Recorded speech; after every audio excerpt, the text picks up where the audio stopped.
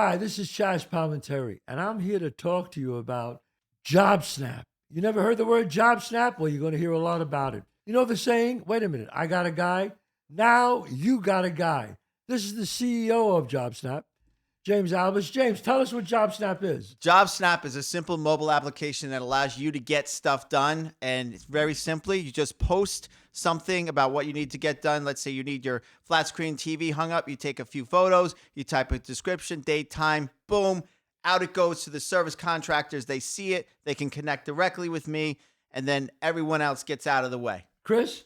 Sounds perfect to me. As a contractor, I could just go right on my app. Let's say I'm done with a job for like half day. Lunchtime, I'm already done with my job for the day. I pick up Job Snap. Wow, James needs his TV hung and he's only 5 miles from me? Yeah, I'll take that job. I could text him right then and there and we could basically make a deal right over the app. Check it out right now. Job Snap, and it's free to check out.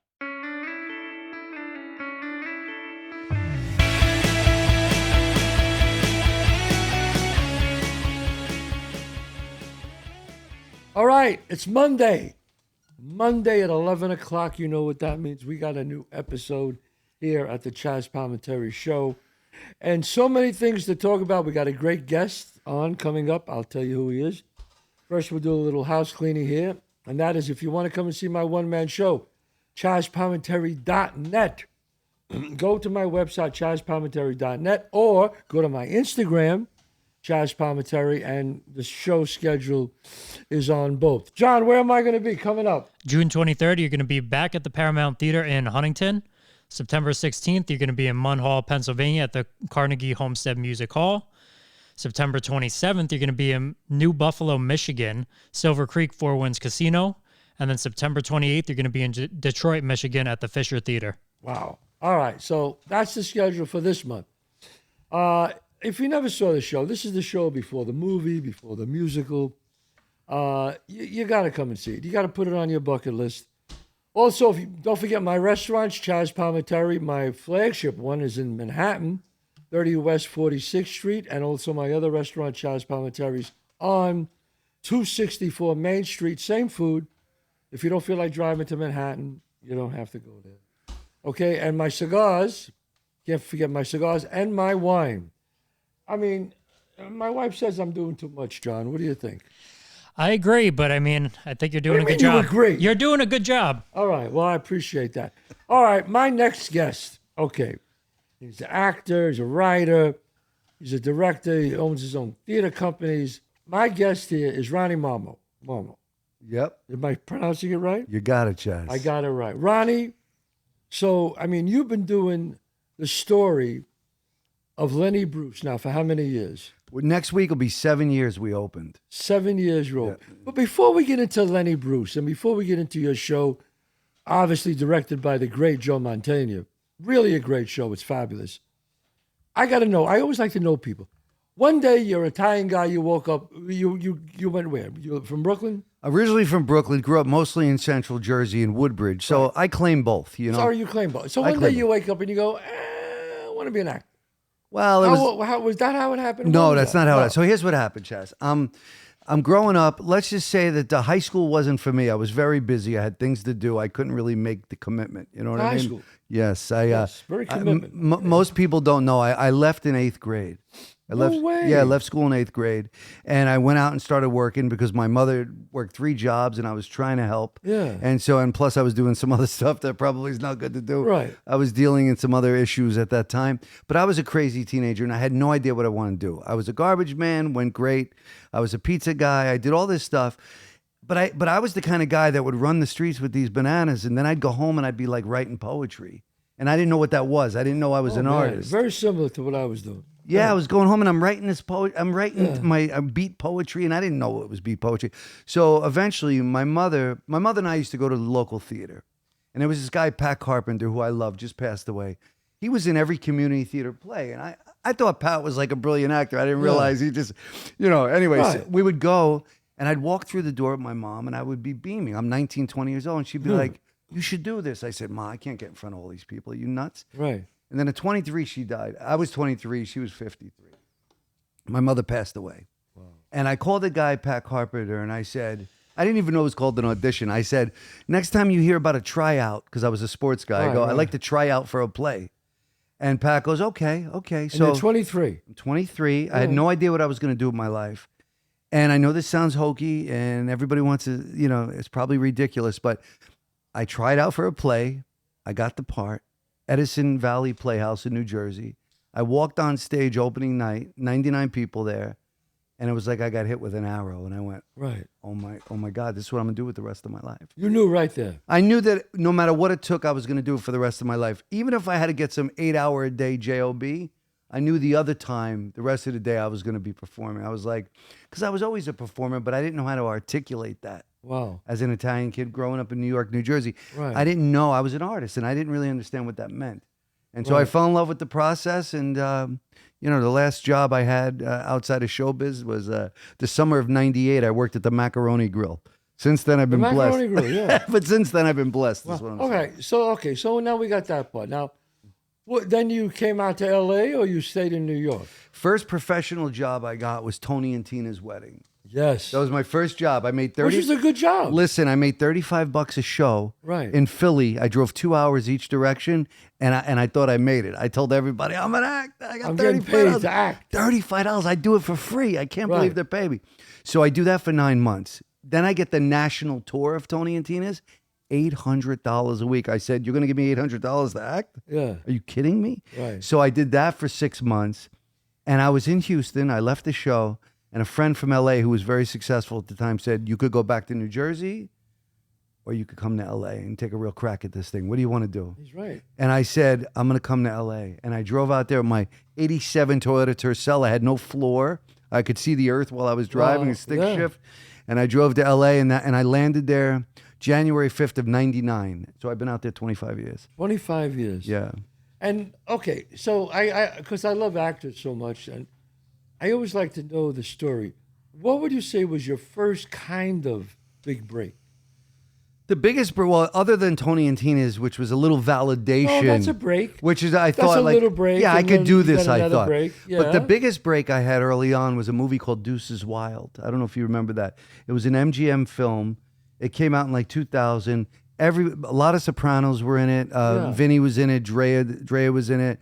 Stephen Dorff, Brad Renfro, Matt Dillon. Yeah. Lots of great. Scorsese produced it. Right. And I had one of the lead roles. And I was one of the only non-famous people. I showed up and I auditioned and got the job. Got the job. And that was back in 2000, 2001. And so it changed the whole game because at that point, before that, nobody expected anything from me, so it didn't matter. Right. But once you do a job and now you show up in the audition room, they go, oh, the guy from Deuces Wild. Right. Now you got to do good.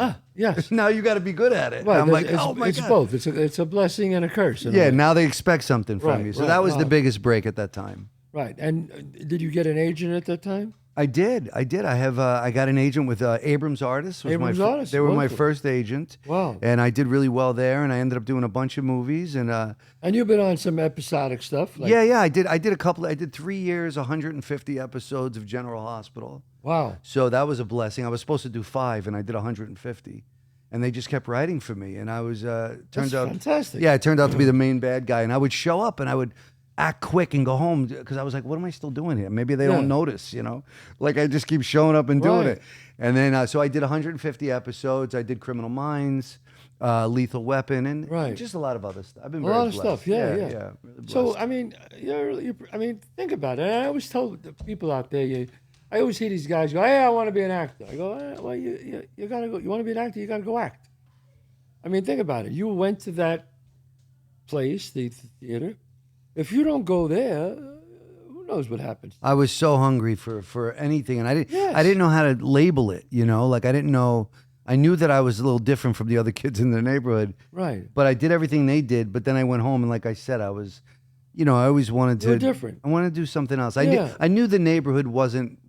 I knew it was who I was and where I was from, but I knew there was something else. Oh, yes. I couldn't put my You finger on it. just but know the- it. You yeah, just yeah. know it. I Yeah, yeah. remember. I always tell people. I always go. I knew I wanted to do something else. I knew I wanted to be an artist. I knew I wanted to be an actor, writer. I just knew it. I knew it at 10, 11 years old. Again, I used to write stupid poetry, and it's just something inside of you. You go, I can't live here. You look around, and I love my old neighborhood in the Bronx. I loved it, but I don't see myself here Yeah, the rest of my life. Yeah, so I felt totally the same understand way. how you feel about that. I was authentic in that moment, but I also was kind of looking across the street, like, Right. what's over there? I want to do that too, you know? Right, and that's something that you're blessed. I call Oh, that yeah. I call that a blessing. You know, sometimes you have like the guardian angel is on your shoulder. Oh yeah, And he whispers, he goes, hey, come on, you gotta get out of here. You can't keep doing this. yeah. And you hear it and you go, I'm very much believe in angels. I believe in angels. I love that. As you can see, I have angels. Well, you know, Angels all over my house. that's beautiful, Chazz. And you know, when my mother passed, like I said, I'm 23 years old, Right. complete mama's boy, and she died quick of cancer, and she was 53.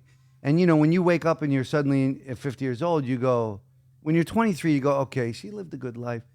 I was destroyed, believe me. But you Yeah. wake up at 50, you go, wait a minute, she got shortchanged. She was just getting started. So started. It pissed me off. So what eventually happened is the reason I had the courage to go do the thing is because I was like, my mother died. What else can happen to me that's like that? Nothing. What are they going to say no to me? Well, you see, that's the point, and I'm a believer in, in life. Well, I study Rudolf Steiner, and I study all these, Carl Jung, and they always say through suffering, that's how you grow. I That's how studied you Carl learn. Jung too. I love it. Yeah. Oh, yeah. And Carl Jung said, through the evilness of life is how you grow. You have to come out through the skin of the dragon, and you came out. Now, other people, they're 23. You don't know what you're doing. Your mother dies. You could have easily turned to drugs. Well, listen, Alcohol, I did as a bad teenager. guys. Chazz, as Yeah. a teenager, that was my life. I got clean and sober at 20, Yeah, and I'm still sober. That's great. 33 years. And so I never even had a legal drink. But from like 13 to 20, yeah, I was, when my mother was working 3 jobs, my dad wasn't around. And so I went from ultra supervision to going to the guys on the street corner going, what do I do? I'm 12 and they're 16. Right, And I'm right. going, what do I do about this? And they're giving me guidance. right. And next, I'm running around, So yeah, I was really blessed to be able to get out of that life so young. Wow. I didn't squander all that precious time. You know what I mean? No. I mean, and I always tell people, it's never too old to be an actor, to try. Right. It's never too old to do anything. It's all in your head. What is it? It's it's the cliche. It's a number, but you prove that a guy who came from the street. I did. You did. You became a success. I mean, it's just that simple, and you have to remember that, Ronnie. Every once in a while, when you're feeling down and you're feeling like, well, I could have more of this, I could have more of that. It's like if you focus on what you have, you'll always have enough. Yeah. If you focus on what you don't have, you'll never have enough. Never. That's true. So I Absolutely. always tell people that, when I do a lecture in colleges and I talk, I always tell people that. It's like you, like you're married now. You've been married now for 5 years. So Well, we're together 5, married 2. married 2 years. So you're in the honeymoon stage. Oh yeah, it's better You're every in the day. Janelle, you're in the honeymoon stage. Janelle, she's got. I hit the lottery. You hit the lotto. I did. Obviously, you have. Look at her. I know.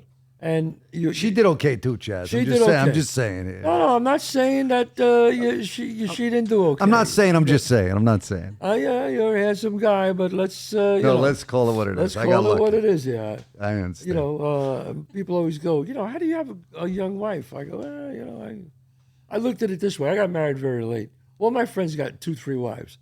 I married very late, and I married 1 wife, and that's how I do it. Well, I'm on number 2 here, but You're on number 2. thank goodness my ex-wife and I are dear friends. That's great. Dear friends. We're raising our kid together, and Janelle and her are very good friends. We've got a crazy little That's life. rare. No, they go out for lunch. We spend holidays together. We have a whole thing. It's a whole thing, You're like blessed, brother. to say the least. Are you kidding? Oh my I am, God. Chazz. I am. All It's right. So true. now, we talked about your beginning because I always like to know the beginning about what made you where you are here today. So how did this start with Lenny Bruce? So I'd say probably about 15 years ago, some guy came to me, Charlie Brill, great comic, Charlie Brill and Mitzi McCall. And he said, do you know who Lenny Bruce was? And I was, 30 years old. Yeah. He says, you know who Lenny was? And I said, well, I have an idea, but I'm too young. I was like, I know Richard Pryor, I know George Carlin. Those guys I love. But Lenny, I know of him. They said, well, so Charlie said, you remind me of Lenny. I said, oh, really? He said, yeah, Lenny got me my first agent. And I'm like, that's interesting. And so he goes, there's a script I want you to read. You play Lenny and I'll direct it. He goes, I don't want to learn all those lines. And the play was called Lenny's Back and Boy Is He Pissed. That was the name of the play. And so it took 2 years to talk me into it because I was nervous because I thought, I'm in LA. Lenny would have been at that point 75 years old, 80 years old. All his friends are still alive. They're going to come see the show. Like, that's a big responsibility. Right. So eventually he talked me into it. I did the play. And I just got consumed with Lenny. Were you a stand-up? No, but Never people did think I stand-up. am. No, I always dreamt about it and fascinated, but I don't want to disrespect stand-ups. Yeah, I know what absolutely. that takes. So I let's just say I've always been comfortable with a mic, Right. Okay. but I'm not a stand-up because I did stand-up comedy one time. I was on General Hospital, and a few of my friends are pretty big comics. They're like, hey, why don't you open for us? You'll bring some soap fans. And I Yeah. go, okay. So I wrote 5 minutes with the guys. They helped me. I got on stage, and I did the joke, brought the house down, and I literally said to the audience, please stop laughing because I don't have time in my life for this. This is a drug. I felt the laughter. Right. And I went, stop it. And then they laughed harder because they thought it was part of the act. Right. Stop it. Everybody stop. And I was yelling Yeah. at them. So I know that I can't take that on. But anyway, so I do the play. We run 6 months. Critics pick in all the papers, LA Times. And so it was great. It was great. All his friends would come. They would cry. Joanne Worley, Pat Harrington, all the great people, Jack Burns and Carlin, all these people would come and sit in the front row and they would cry, Lenny, Lenny. And they'd kiss me all over. So I thought, okay, I'm on to something. Put it down for 5 years. I get on General Hospital. The head writer says, you know, I'm a theater guy. I know I'm the head writer here. You got anything you want me to, I want to direct you. I said, well, I got the Lenny piece. I've always wanted to revisit it. He goes, okay, let's do it. Ran another 6 months, went great. I woke up one day and I thought, I feel like I'm not doing Lenny. I didn't do any of his bits.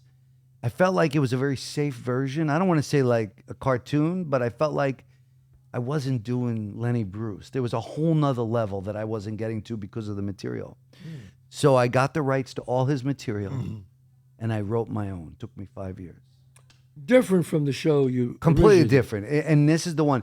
That show was like kind of cute and funny. And people are like, oh, my show, I start the play dead naked on the toilet and it doesn't let up for 90 minutes. So it's a very different experience. It's funny. It's heartbreaking. It's a tragedy. And so I take you through the life and times of Lenny, and I also do his bits. So I kind of weave the show through, like I step back into the 60s and it's like, pow, into the time, you know, and then I also step out of that into a storytelling element, which I'm sure you probably do as well. Yes. There's a storytelling element. You have to have a story. Yeah. and I think, in my opinion. Well, there's a beginning, middle, and end to this. And you know what? It's interesting you said that because as a fellow writer, I used to have writers that would come to the show and say, real good writers say, hey, Ronnie, let me ask you. If I took all these scenes in this play and I flipped them upside down and they landed where they landed and you did the play in that order, could you do it? And I'd say, yeah. And they'd say, that's not a good thing. There needs to be a story, an arc, a beginning, middle, and an end. And that play didn't offer that. So I thought, okay, I want to write The it. first time you The did. first time. Yes. My play now, it took me 5 years to write and Joe Mantegna directed it. I wanted to do a wonderful production, not like a cute thing I'm doing about Lenny. I wanted it to be beautiful and I wanted to honor Lenny because I understand the responsibility I have that much of the country and the world see me as Lenny Bruce's voice after doing it so long. And so the play is cool and I'm really proud of it. And I've done 450 performances exactly. And for the actors out there who complain about a 2-minute monologue, I don't want to hear that anymore. Yeah. I know you know that. I hear that, yeah. I'm like, come on. And how long is the show? 90 minutes. 90 minutes, yeah. 90-minute monologue. 90-minute monologue. People go, well, wait, hold on. You memorize 90 pages? I go, well, yeah. They go, how do you do that? I go, hard work. Yeah. Just hard work. Yeah. I know. That's It's crazy. what it is. It's so crazy. It's great when you get to a point. I know you're at this point with your show a long time ago. When you get to the point where you go out on stage and you're wearing it like a loose sweater. Yeah. There's nothing better than when it's a loose sweater. Not the Yes. first 100 performances when I was like this. Yes. Hoping to remember it, but it's pretty magical when that day comes and it's just kind of, It just flows. it's just nice. Yeah, it just flows. That's where you it's know, and I believe that, as you know, I always call that the flow. like it looks like right now you in your life, you're living in the flow. See, people, especially comics, and my comic friends who I have a lot of, I always tell them, I couldn't be a stand-up comic because I couldn't hang around with comics all day because they're so angry. Yeah. They're so bitter. And if you ever tell a I'm joke, too happy. I'm too happy. you're too happy to be a comic. I know. And so am I. We don't have that thing. Comics, if you say something funny in front of a comic, they'll never laugh. They'll just go, "That's funny. That's funny. That's funny. I like that. That's funny." They will not laugh. I know. And it's nothing bad about it. They just don't laugh. That's funny. And comics, man, let me tell you something. I'm like you. I respect them. To me, a comedian is like, oh shit. And I'm by myself on stage, but I'm not a comedian. I'm an actor and a writer. I'm a storyteller. Yeah. I am not a comic. I'm not a stand-up comic at all. Well, you actually helped me quite a bit, Chazz. I don't know if you remember, but I called you. I was playing these houses. They were a couple of hundred seats, 200-300. Right. The biggest house I ever played was 1,600 seats. Right. And I was in Pittsburgh, and I called you. I saw you were coming the week after me. Right. Your poster was in the window coming next week, and I was there in Pittsburgh. And I called you, and you spent a lot of time on the phone with me. I'm like, what do I do, Chazz? There's 1,600 people going to be staring at me. And you said, just tell the story and stay focused, tell the story. That's it. And so what I did was I went out there and I picked the spot on the back wall Yeah. that I could hardly see because it went on forever. And it was very helpful, and I thank you for that because now I play those size houses. But it was I mean, was Jerry scary. Zaks, the great Jerry Zaks, Oh, who yeah. 4-time Tony winner.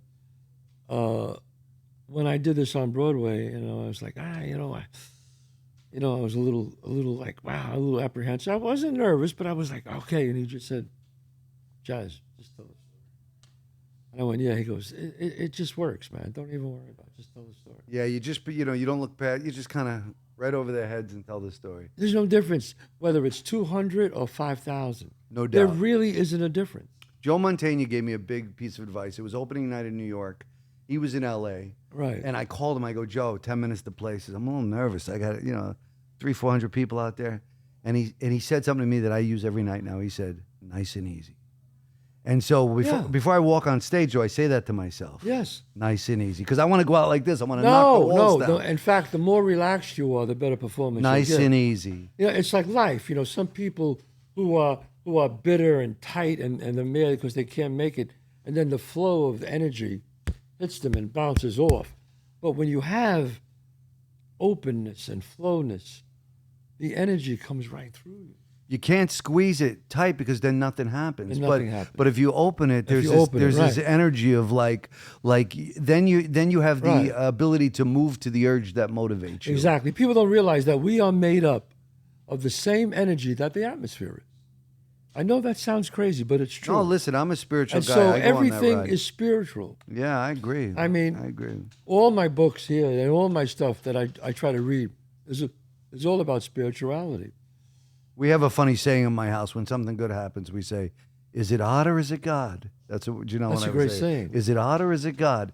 And we go, yeah.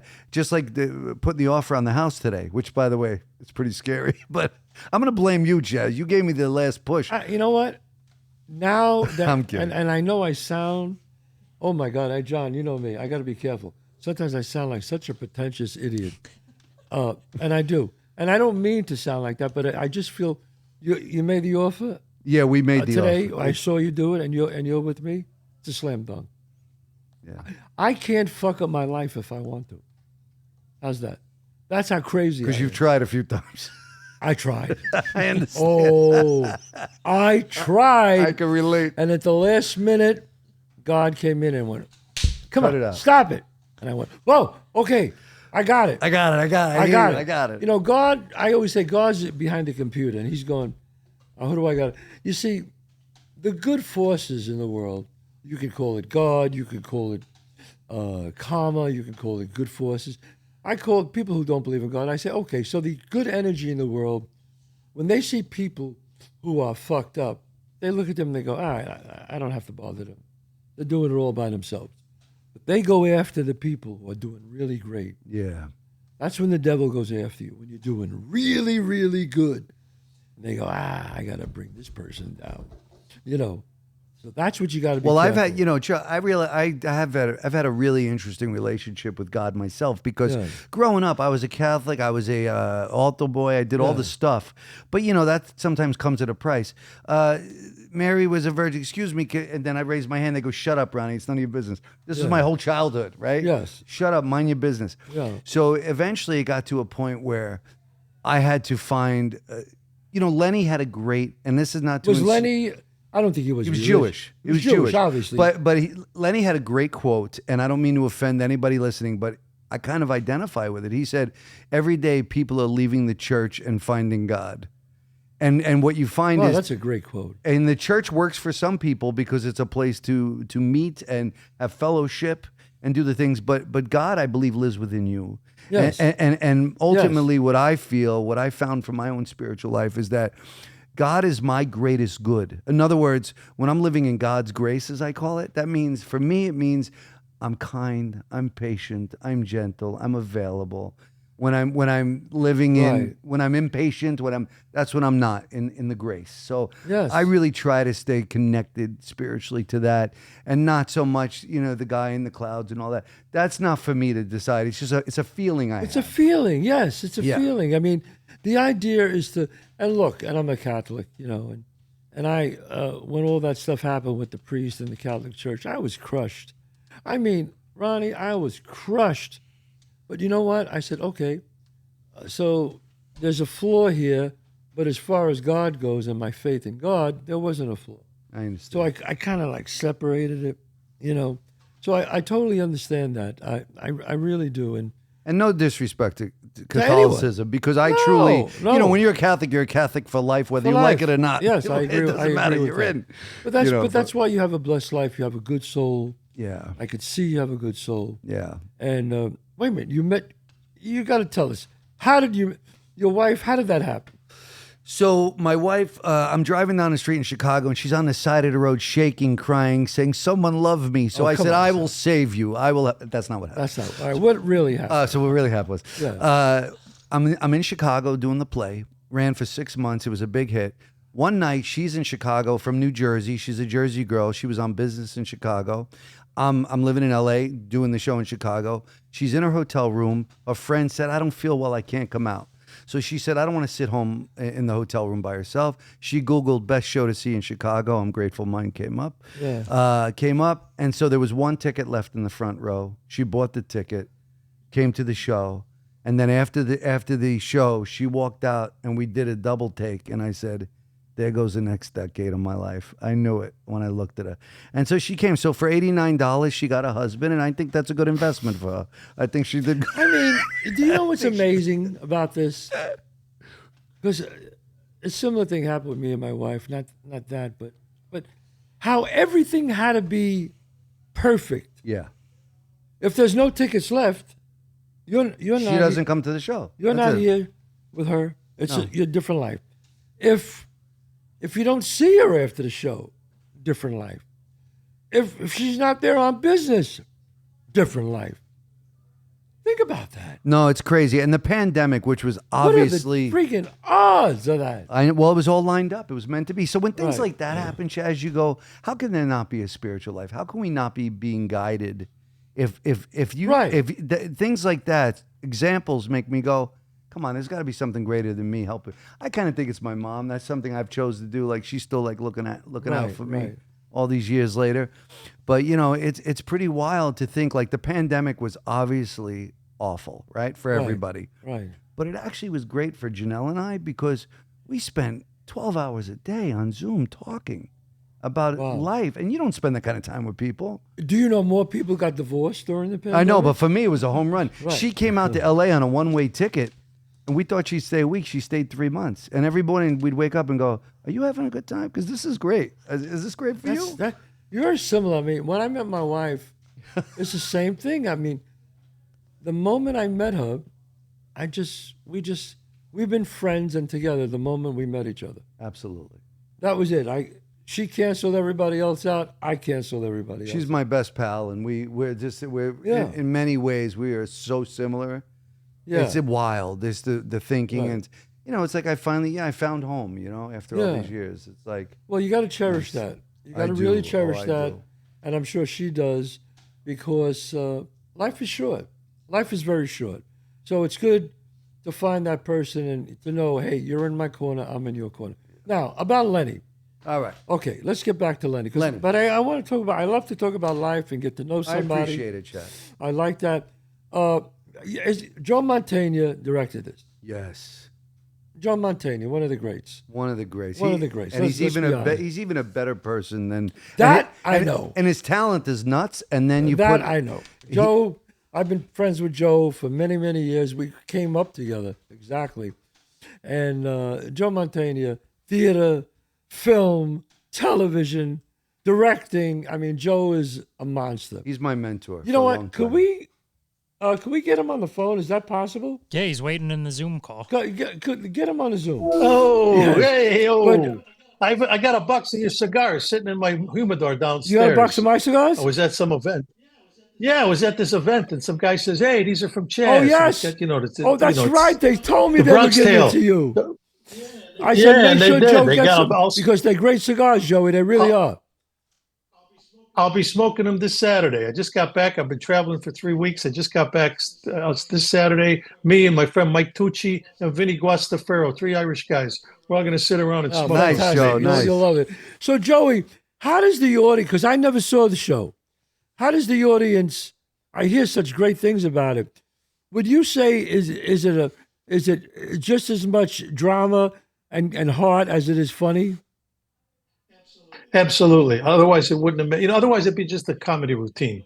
But it's not. It's the most complete telling the story of this guy's life, I think.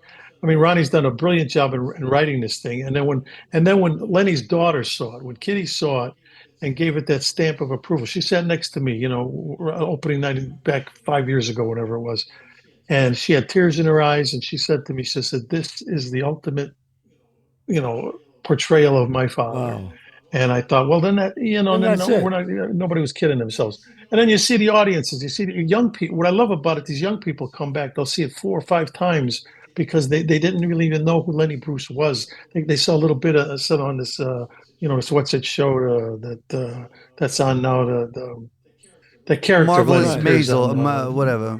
Marvelous Maisel. So they hear that name and they think, see, this guy, this must be some guy who existed back then. Then they see this play and they go, oh, so this is what that guy's all about. Right. And it's a beautiful piece, Chazz. I mean, you did Bronx Tale, you created that thing, and it was so beautiful.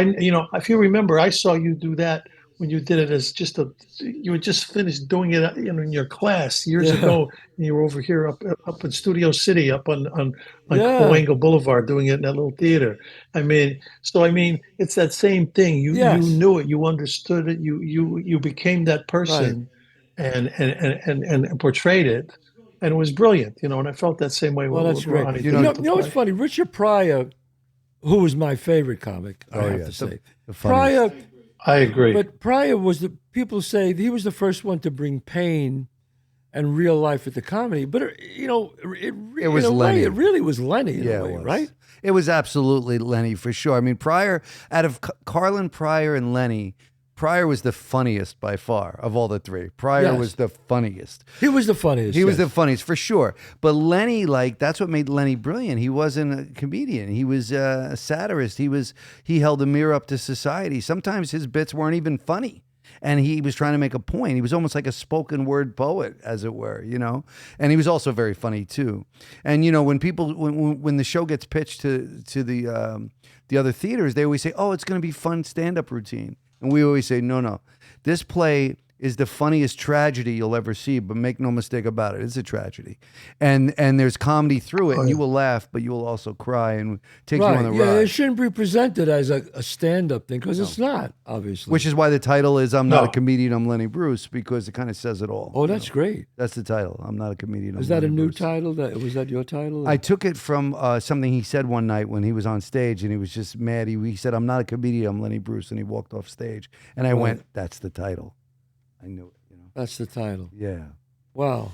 it says it all without saying anything. Wow. So, Joe, do you continue to hone it and work on it, or it's pretty much set?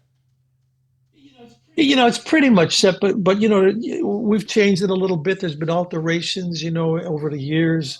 But he owns it. As you know, Chaz, once you do a role for that many performances, it Right. becomes a part of you, and so the nuances are all there. And the beautiful part is the way he plays with the audience, because a lot of it is interactive, with the audience, and even and just sort of be able to play the audience almost like an instrument.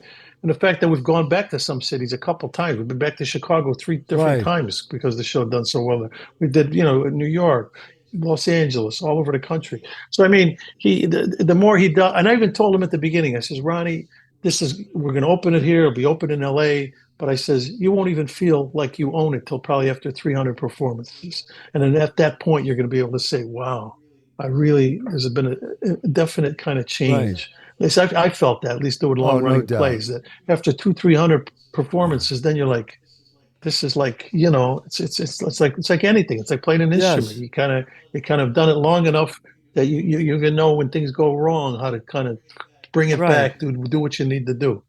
And you always, the amazing thing is, I'm sure you do, because I did 1,050 performances, Oh my God. but I still Wow. sometimes find something new. All the time. No, I'm All the exploring time, the whole I always time. find something new, and I Yeah. go, "Oh shit! I think I'm gonna Right. keep doing that." Yeah, no, I know. It's like it's always Right. sometimes what I'll do, Chaz, before I go on stage, I'll take the script. I don't even know if you know this, Joe. I'll kind of just open up all the pages real quick, and whatever it lands on a page, I'll go, okay, I got to see this different tonight.